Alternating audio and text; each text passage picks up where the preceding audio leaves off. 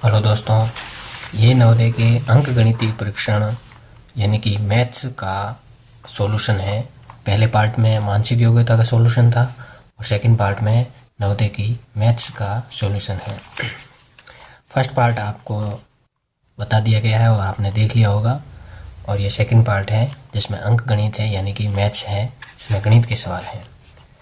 इसमें भी निर्देश दिए हुए हैं। प्रत्येक प्रश्न के लिए 4 संभावित उत्तर दिए गए हैं जिन्हें ए, बी, सी और डी क्रम दिया गया है। इनमें से केवल एक उत्तर ही सही है। सही उत्तर चुनिए तथा अपने उत्तर को दर्शाने के लिए OMR उत्तर पत्रिका में प्रश्न की संगत संख्या के सामने वाले वृत्त को काला करें। 41वां प्रश्न है, एक रेलगाड़ी दिल्ली से जयपुर के लिए प्रातः 10:45 पर चलती है तथा जयपुर साय 3:30 बजे यानी कि 3:30 पर पहुंच जाती है। यात्रा का समय, अपने को यात्रा का समय बताना है। 10:45 से रवाना हुई और 3:30 साय, प्रातः की बात कर रहे हैं, सुबह की यानी कि AM और शाम को यानी कि PM। और 10 से 11 बजने में 15 मिनट ही बाकी थे यानी कि 11:15, ये 15 मिनट होते 11 बज गए। फिर 11 से 3, 3:30 तक का टाइम, 11 के बाद 12, 13 यानी कि 1, 2 और 3, तो 4 घंटे ये लग गए। 4 घंटे और 15 मिनट ये और 30 मिनट ये, 15 और 30 45 यानी कि 4 घंटे 45 मिनट का टाइम लगा। तो 4 घंटे और 45 मिनट उत्तर भी सही होगा।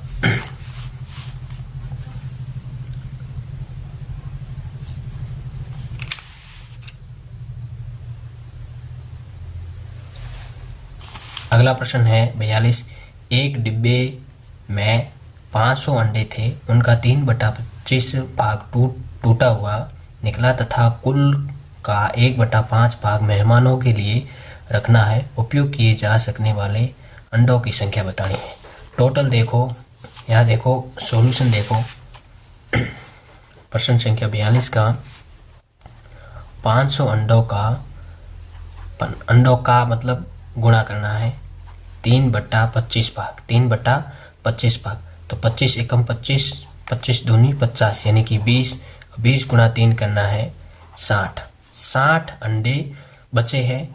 3/25 भाग टूटा हुआ है, 500 में से 500 का 3/25 भाग टूटा हुआ है और शेष कितना बचा है 60।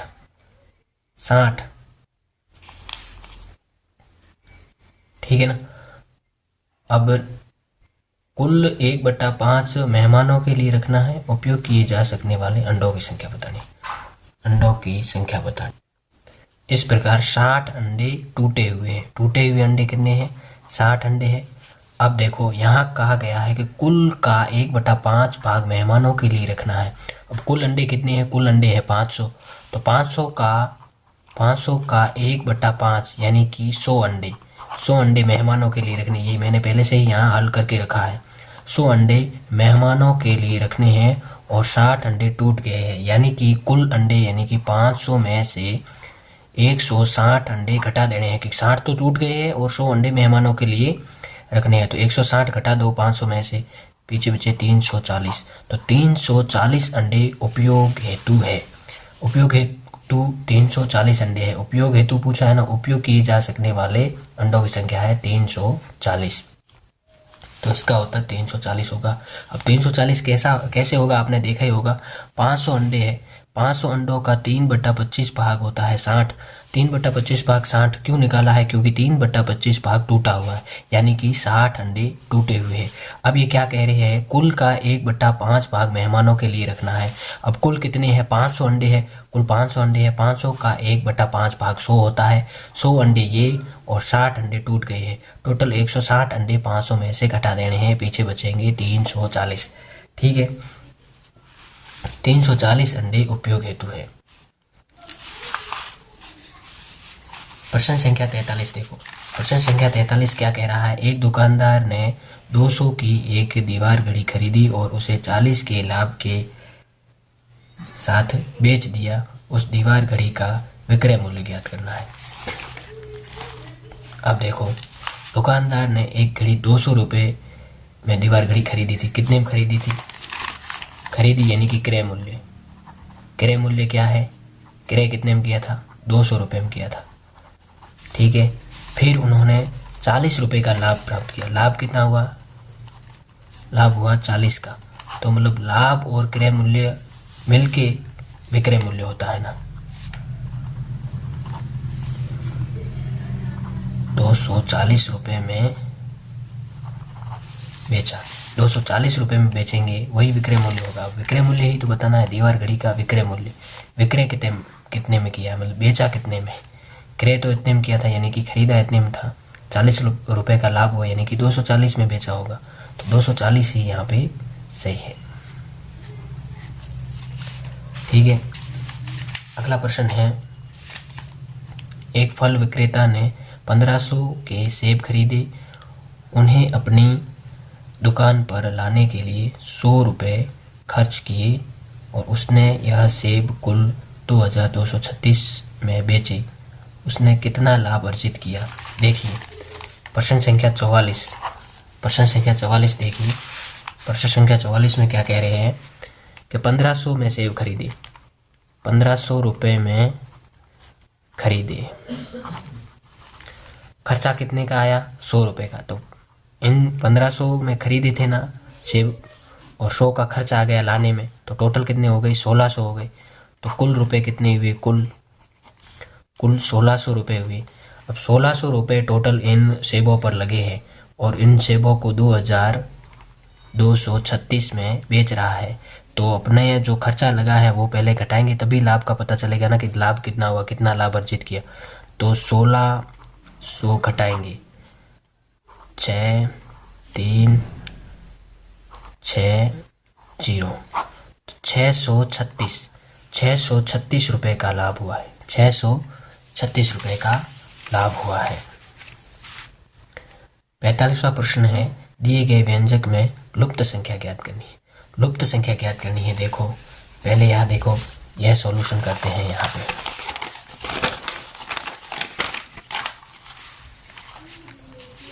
दिए गए व्यंजक 58,394,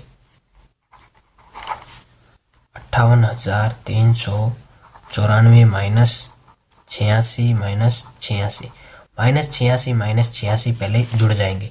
माइनस 86 माइनस 86 जोड़ो, 172 होते हैं। कितने होते हैं? 172। 6 और 6 12 का 1 असील 1, 18 16 और 17। 172 माइनस के है। 58,394 में 172 क्या करेंगे? घटाएंगे। 172 घटाएंगे तो 58,394 में 172 घटाओ तो 2 2 2 8 5, 58,222 बचेंगे। तो यहाँ देखो बराबर का चिन्ह है, उधर खाली स्थान है। खाली स्थान के बाद गुणा 86 है। अब 86 का भाग देंगे। यह यहाँ आएगा ना, इस पक्ष से राइट हैंड साइड से लेफ्ट हैंड साइड आएगा, तो गुणा से भाग में बदल जाएगा, गुणा से भाग में चला जाएगा। तो 86 यहाँ गुणा में है तो यहाँ आके भाग में हो जाएगा। तो 58,222 बट्टा 86। अब 86 से काटने पर ये 6 बार कटेगा, फिर 7 बार कटेगा, फिर 7 बार कटेगा। ऐसे करके 677 उत्तर आएगा। 677। तो इसका उत्तर है 677। अगला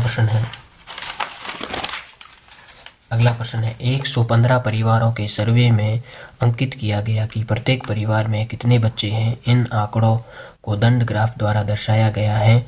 दंड ग्राफ से उन परिवारों की संख्या जिनमें कोई बच्चा नहीं है। अब देखो यहाँ परिवारों की संख्या है और यहाँ है बच्चों की संख्या, सॉरी, और यहाँ है परिवारों की संख्या।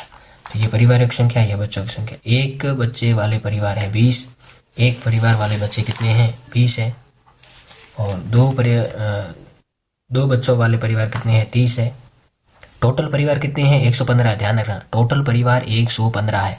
अब यहाँ 115 से कम होते हैं तो 115 में से घटा देंगे तो पता चल जाएगा कितने परिवारों में जीरो है, बच्चों की संख्या एकदम कोई बच्चा नहीं है, यानी कि 0 बच्चे हैं। और 3 बच्चों वाले परिवार 35 हैं और 4 बच्चों वाले परिवार 5 है। टोटल कितने परिवार होते हैं? यहाँ अपने को टोटल करनी है, यहाँ टोटल करनी है, यानी कि 90 परिवारों में तो बच्चे हैं। टोटल परिवार कितने हैं? 115। 115 में से 90 घटाएंगे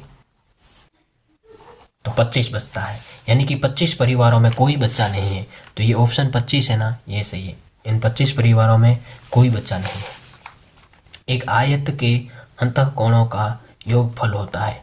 एक आयत के अंतःकोणों का, ये देखो ये आयत है, ये यहाँ मैं आयत बना रहा हूँ, ये आयत है, ये आयत में आंतरिक कोण है, आंतरिक कोणों का योग कितना है? ये भी 90 है, ये भी 90 है, ये भी 90 है, ये भी 90 है, 90 90 180 180 180 हो गए 360। तो 360 उत्तर होगा इसका, 360। देखिए अगला प्रश्न देखिए, एक आयत वाला तो हमने पढ़ लिया। एक संपूर्ण कोण बराबर होता है, एक संपूर्ण कोण, एक संपूर्ण कोण किसके बराबर होता है? 4 समकोणों के बराबर। 4 समकोण, ये देखो यहाँ 4 समकोण है, 1 2 3 4, 4 समकोणों का योग कितना होता है? 360 होता है। तो एक संपूर्ण कोण 360 के कोण को कहते हैं, और 360 का कोण 4 समकोणों के बराबर होता है। ये 4 समकोण मतलब कि 90 डिग्री के कोण 4 होते हैं, तब एक संपूर्ण कोण होता है 360 डिग्री का कोण। एक चतुर्भुज जिसका परिमाप 80 सेंटीमीटर है, एक चतुर्भुज जिसका परिमाप 80 सेंटीमीटर है तथा उसकी 4 भुजाओं की लंबाई का योगफल 63 सेंटीमीटर है। चतुर्भुज नहीं है, सॉरी, पंचभुज है, सॉरी, चतुर्भुज नहीं है, पंचभुज है। एक पंचभुज जिसका परिमाप 80 सेंटीमीटर है तथा उसकी 4 भुजाओं की लंबाई का योगफल 63 सेंटीमीटर है। तो 5वीं भुजा का एकदम सरल है। इधर देखो 49वां सवाल है, पंचभुज है, कितना? पंचभुज, पंचभुज यानी कि 5 भुजाएं हैं।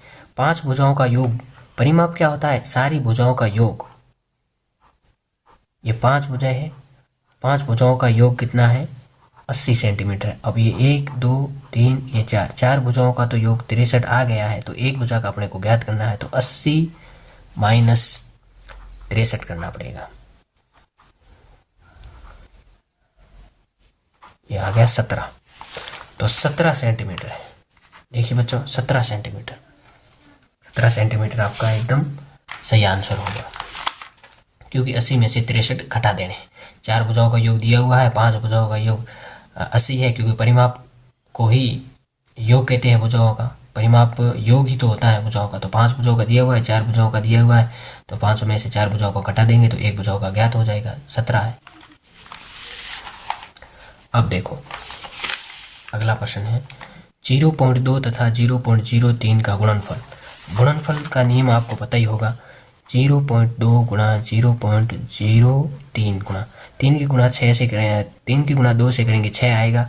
फिर ये देखो यहाँ देखो पॉइंट के बाद 1 अंक है, यहाँ पॉइंट के बाद 1 2 अंक है।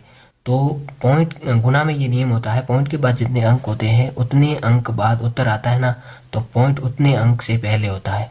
तो 1 2 3 अंक से पहले होगा, 1 2 ये 3, तो 0.006 उत्तर आएगा।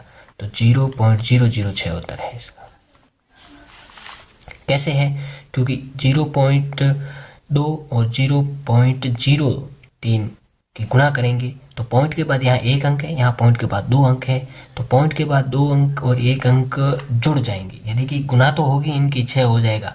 लेकिन ये जो पॉइंट है ना, पॉइंट कितने अंकों बाद लगेगा?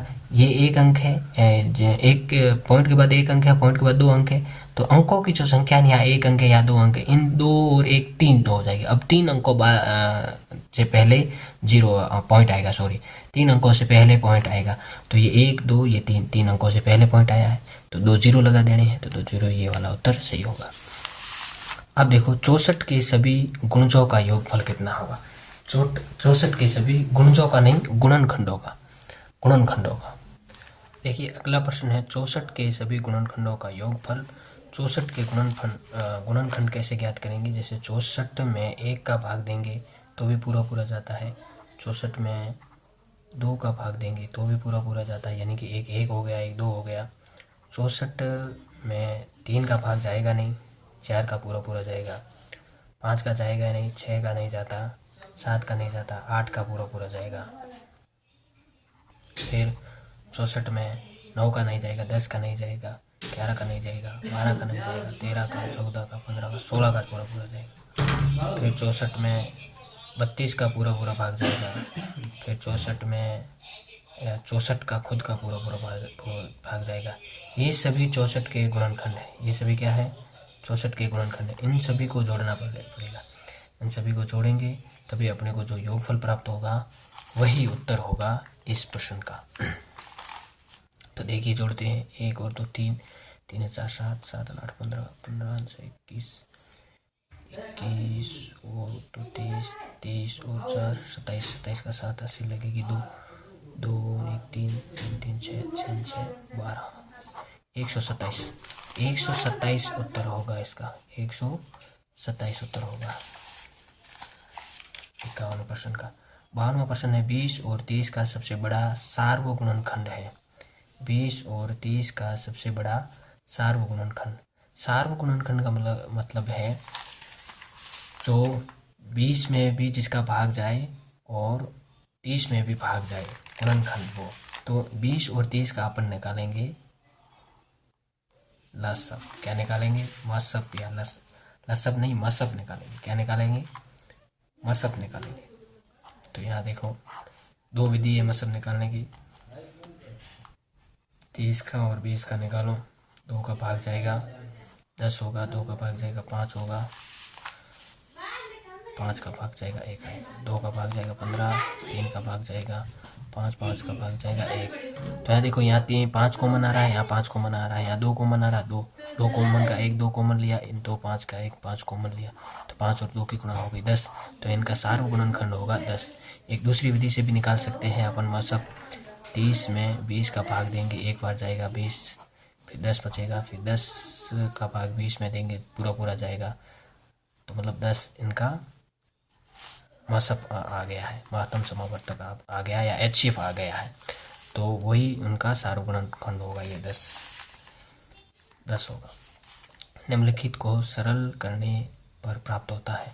अब इनको सरल करना है, यानी कि पॉइंट वाली जोड़ और घटाव है।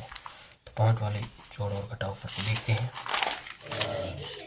देखिए यह प्रश्न देखिए, 6.08, तो यहाँ है 0608 पॉइंट, तो इनको जोड़ते हैं तो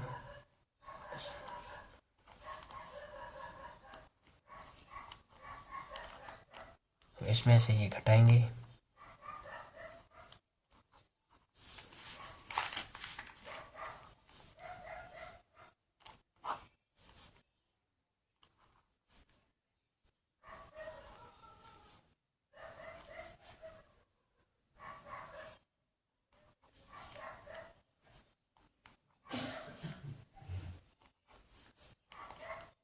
छः सौ 74.4938, 674.4938 उत्तर ये सही है। ये देखो यहाँ सॉल्यूशन किया है, ये तो अपना गलत हो गया था। यहाँ पे ये देखो, पहले इन तीनों को जोड़ा है, फिर इसको घटाया है, उत्तर अपने को ये प्राप्त हुआ है। इन तीनों को जोड़ा है और इसको घटाया है, ये देखो इन तीनों को जोड़ा है और इस जोड़ने के बाद ये उत्तर प्राप्त हुआ, फिर इसको घटाया है, तो ये उत्तर प्राप्त हुआ है फाइनल। इन तीनों को जोड़ा है, फिर जोड़ने से ये उत्तर प्राप्त हुआ, इसमें से ये घटाया है, तो ये उत्तर प्राप्त हुआ, ये फाइनल उत्तर है। फाइनल उत्तर ये प्राप्त हुआ। 1 और 11 के मध्य कितनी अभाज्य संख्याएं हैं? देखिए, एक न तो भाज्य संख्या है, ना तो अभाज्य संख्या है।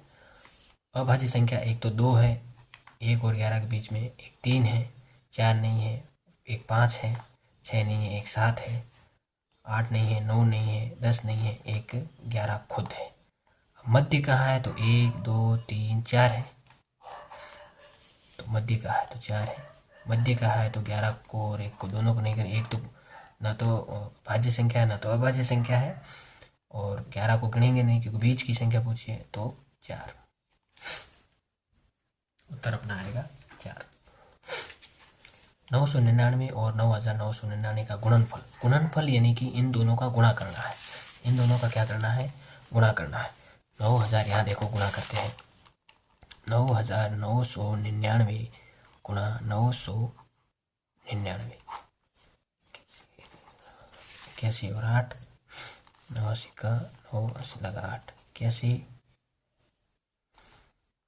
और 8 89, 89 का 9 80 लगा 89 का 89। यहाँ पे भी यही उत्तर आएगा और यहाँ पे भी यही उत्तर आएगा। 1 10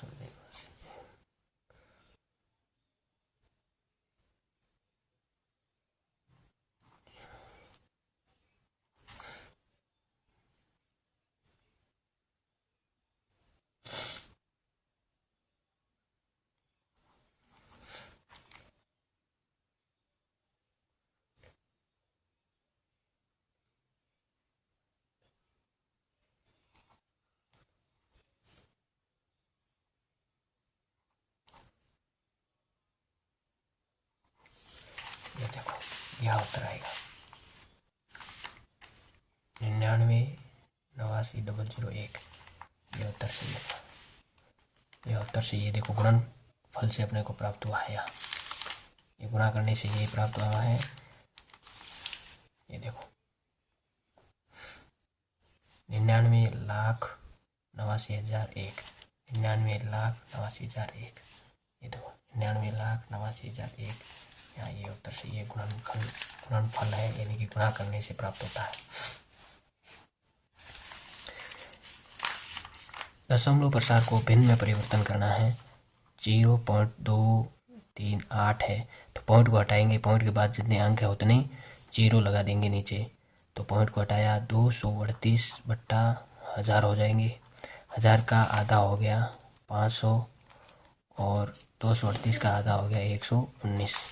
तो 119/500, 119/500 ऐसे होगा। ये पॉइंट हटाएंगे तो पॉइंट के बाद कितने अंक है? 1 2 3 है तो पॉइंट हटाएंगे तो 238 बटा पॉइंट के बाद 3 अंक है तो 1 2 3 0 लगा लिए, यानी कि 1000 हो गए। अब 1000 के आधे हो गए 500 और 238 के आधे होंगे 119, यानी कि आधे का मतलब 2 का भाग इसमें भी दिया है और 2 का भाग इसमें भी दिया है, दोनों को आधा आधा किया है। जिसका भाग हर में जाएगा उसका, जिस संख्या का भाग हर में देंगे उसी संख्या का भाग अंश में भी देना पड़ेगा। तो दोनों में 2 2 का भाग दिया है तो 119/500 आ गया। 119/500 ये उत्तर सही है अपना। अगला देखो 100 सेंटीमीटर स्क्वायर को मीटर स्क्वायर में बदलने पर प्राप्त होता है। तो 1 मीटर स्क्वायर प्राप्त होगा, ये सरल सी बात है। 1 मीटर में 100 सेंटीमीटर होते हैं। 199/1000 का दशमलव प्रसार ज्ञात करना है। तो ये 3 जीरो हटाएंगे तो 3 संख्या के आगे एक दशमलव लगा देंगे, तो ये सी सही है। ये वाला और ये वाला एक जैसे ही है। अब देखो मैंने यहाँ पे भी सिखाया था, पॉइंट के बाद 2 अंक है और पॉइंट के बाद 1 अंक है तो गुणा में ये अंक पॉइंटों की संख्या फिर 3 अंक से पहले पॉइंट लगेगा। तो 3 अंक इन दोनों को गुणा करने पर तो 6 आता है, तो 2 पॉइंट के बीच में 2 मतलब 0 लगा दी थी और 1 6 तो आया था, मतलब 3 अंक के पहले अपन ने पॉइंट लगाया था। तो ये एक अंक है पॉइंट के बाद, तो 3 अंक बाद आएगा, 3 अंक से पहले पॉइंट आएगा। तो पॉइंट फिर 1 अंक 2 अंक 3 अंक, तो ये उत्तर सही है। गुणा तो 1 से करेंगे 1 ही आएगा। तो अंक गिनने हैं, ये एक पॉइंट के बाद 1 अंक है ना, गुणा में जुड़ जाते हैं, फिर 1 2 3 हो जाएंगे, तो 3 संख्या बाद पॉइंट आएगा 1 2 3। देखो 3/2 में 3/2 का भाग जाएगा तो 1 आ जाएगा, तो यहाँ पे आ गया 1 की गुणा 2 से करेंगे तो 2 आ जाएगा।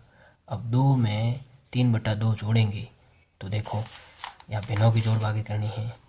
2 में ये 2/1 का मतलब 2 ही है, 3/2 जोड़ेंगे, लसअप आ गया 2 4+3 7/2, तो 7/2 उत्तर सही है।